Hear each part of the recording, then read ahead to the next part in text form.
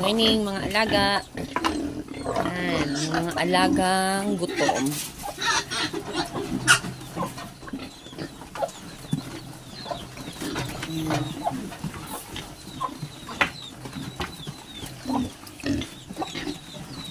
Okay, 1 month and 12 days.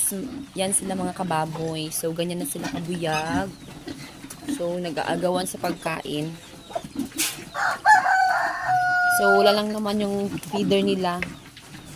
So, maya-maya pa yan sila lagyan. Wow!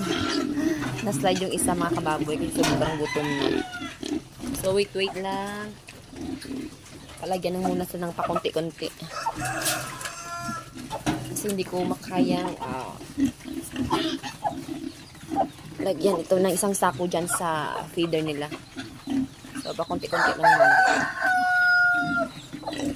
Lang muna dyan. So, ganyan na sila kabuyag. 1 month and 12 days. Ayan. So, 1 month and 12 days, mga kababoy. Yan, nakalaki yung mga alaga namin. Yan, so nag-aagawan sila. Wait, solo na muna. Doon na naman. Hi.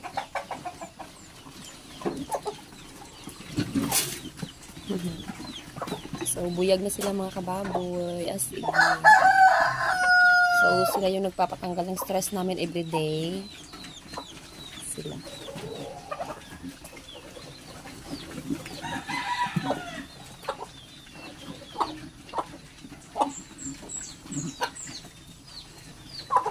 So, yan na mga kababoy. Nilagyan na ng isang balde.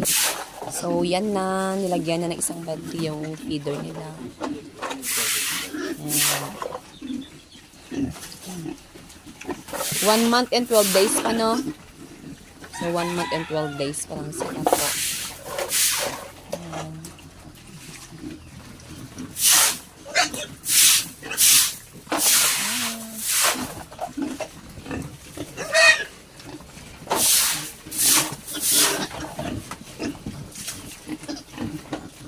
So, early in the morning, gutom ang mga alaga.